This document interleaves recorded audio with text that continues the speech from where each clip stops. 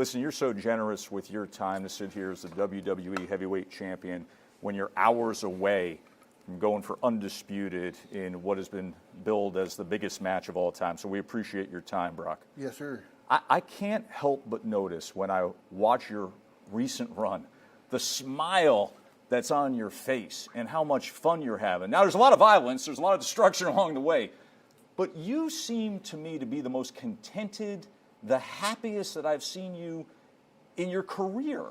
How do you feel? I feel great. You know, I've got 20 years of being an athlete and a competitor, and so it finally just has accumulated to this point in my life where I feel great. The things I can look in the past and have accomplished, and now I can really feel like I can relax and just have fun with it and not put so much pressure on myself.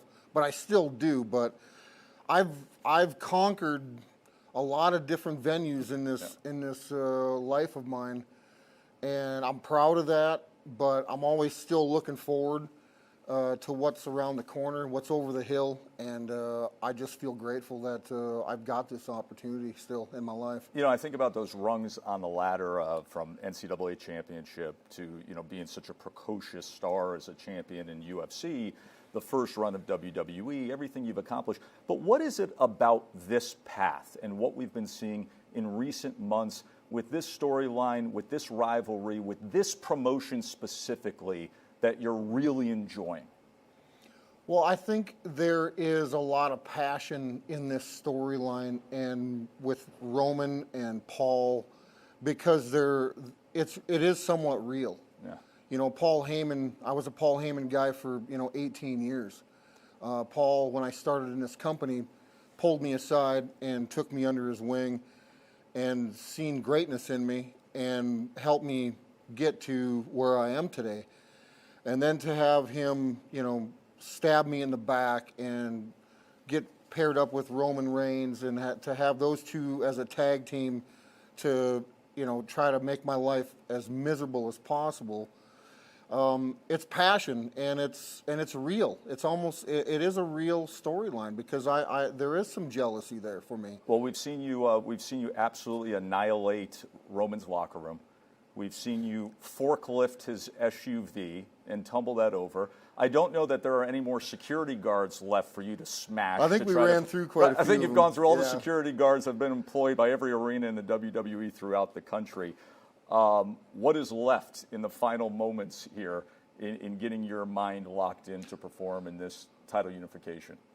What's left is, right now, it's still the calm before the storm. Okay. And these championships are part of my legacy. All right? These are the things that you can hang your hat on at the end of the day. And for me to unify these two belts tomorrow is going to be one of the great accolades in my career. Well, give us some perspective. I mean, I went through your resume, and we know the accolades you've had, and you've had great moments at Mania. I mean, you had the streak stopper.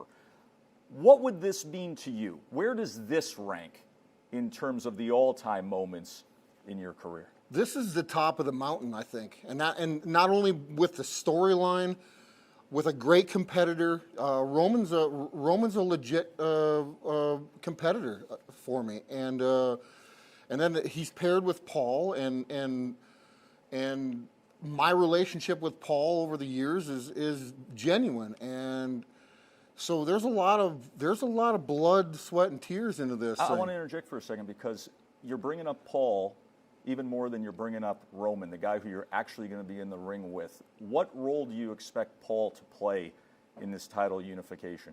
I hope Paul just keeps his nose out of my business tomorrow, and I'm going to do my job. Listen, I've been in the octagon. I've been on NCAA wrestling mats. I've been in the squared circle for 25 years, plus. I'm seasoned. I'm a veteran. I'm grizzled. This isn't new to Brock Lesnar. This isn't something new that I just wake up and do tomorrow. This is my life.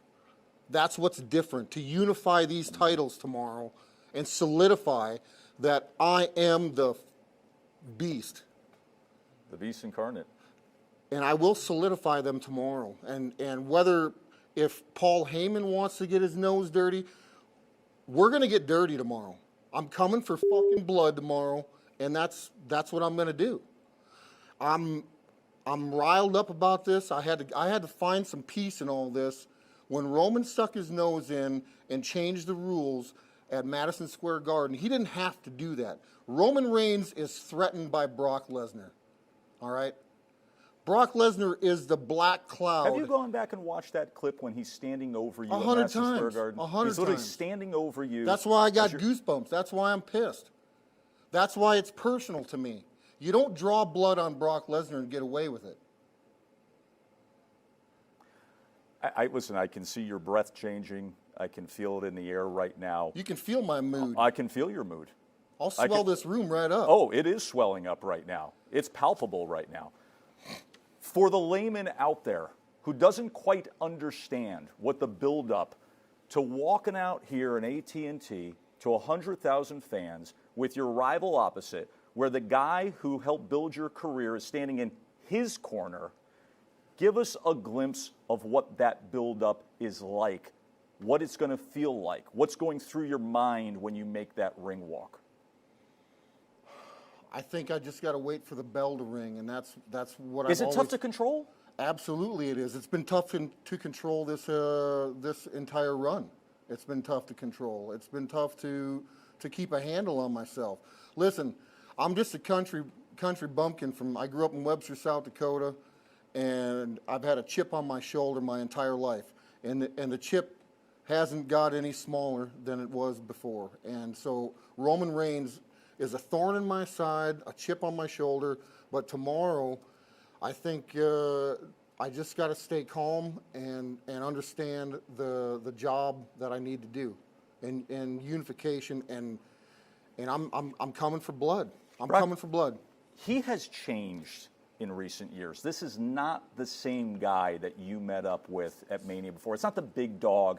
It's not a booking that was panned somewhat, that ended with some frustration at the end of it. This is the tribal chief. He feels more authentic. He talks about himself being at his very best. Have you seen that in him? What do you see when you scout Roman Reigns? I see a shell of a person that I helped make. How so? I've put ass whoopings on Roman Reigns, and tomorrow he's going to get a country ass kicking. I just see a man that he's been in the squared circle with Brock Lesnar before and has been defeated by Brock Lesnar. I think he's well calculated. I think that he has a game plan. But tomorrow, all bets are off for me. Like I'm dropping the gloves tomorrow, and I'm coming for war. I'm just gonna come as hard as I can, and win and unify these belts. This is my legacy in this company. I'm not going to let him or Paul Heyman change that. Listen, for 25 years, I've set out and done things that no other human being on this planet has done. Nobody on this earth that walks on their 2 feet today has accomplished the things that Brock Lesnar has accomplished. That's a fact. I don't have to sit here and gloat about it. NCAA titles, WWE championships, UFC championships, all of the above I've done because I got a big giant heart and a big chip on my shoulder. That's why. And that energy source, as much as your physical prowess is so conspicuous and as dominant of a raw athlete you are, that's what has really come through the most in the course of recent months. That's what we all have been breathing in. Everything that's in your heart, everything that's been in your mind. Knowing that, the odometer, the miles that are on it, the gas tank, how much is left? I got a full tank. I got a full tank and a 12-pack of beer, and we're going for a ride. That's what we're going to do. Champ, it's been a great ride with you. Thank you. We'll see it across the finish line right here at AT&T Yes, sir. Stadium. I appreciate it. Best of luck. Congratulations on all your recent success. I appreciate that. Thank you.